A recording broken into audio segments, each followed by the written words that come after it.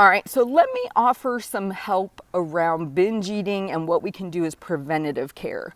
So I call this putting on my armor. I have not had a binge in a very, very long time, but I also feed myself completely differently now, and I treat myself completely differently now. So that's kind of like the armor, right? It's doing things differently to support yourself with whatever issue you're struggling with.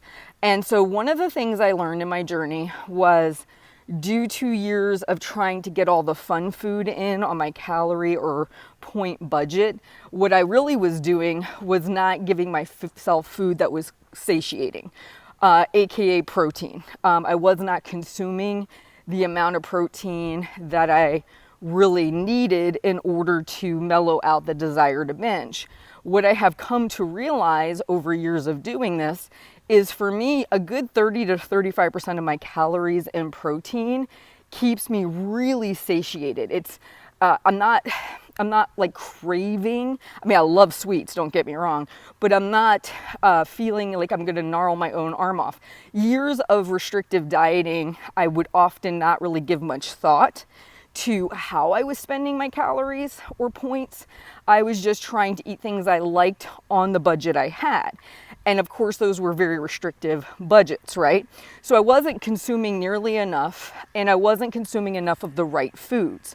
When I started learning how to jack up my protein, it made a huge difference. So if you really read the research on binge eating, aside from emotional triggers, for most people, it's coming down to dietary restriction. You're going to binge due to dietary restriction. This is why it's a vicious cycle, because people want to lose weight. They maybe aren't paying attention to how much protein they're consuming. They know they struggle with binge eating. And so they go into this loop of, I restrict, I try to still eat the fun foods that I like, and then I end up binge eating. But if you were to take those point or calorie amounts and disperse them first with protein at each meal, I call that your anchor, by the way.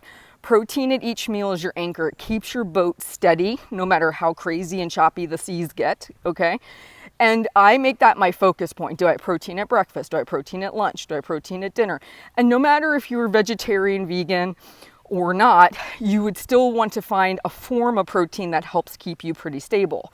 And so that would be number one. Are you getting in protein at each meal? It makes a huge difference on your hunger response and the cravings and all of that. And if you can keep yourself stable, you can actually do much better when you see something that you might normally want to binge on. I'm not saying nothing will eradicate it right away, in my opinion. I've never seen that.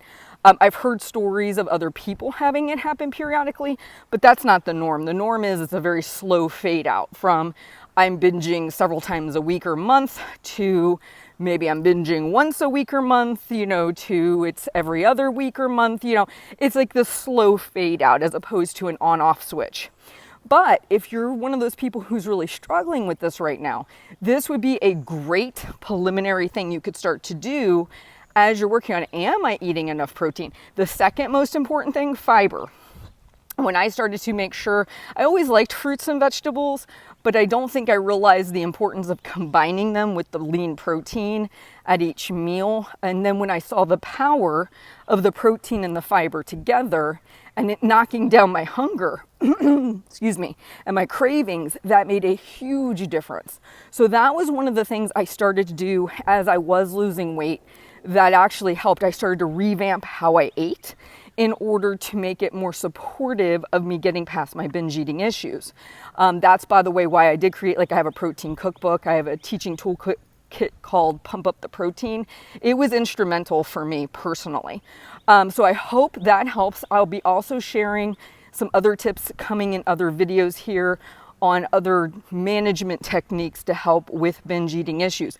Again, just want to reiterate, I'm not a professional on this. I'm just sharing what worked for me and what I see work from other coaching clients. I just want to help you as much as I can, but always seek out professional help. It will expedite this process. You guys have a great day. I'll talk to you soon.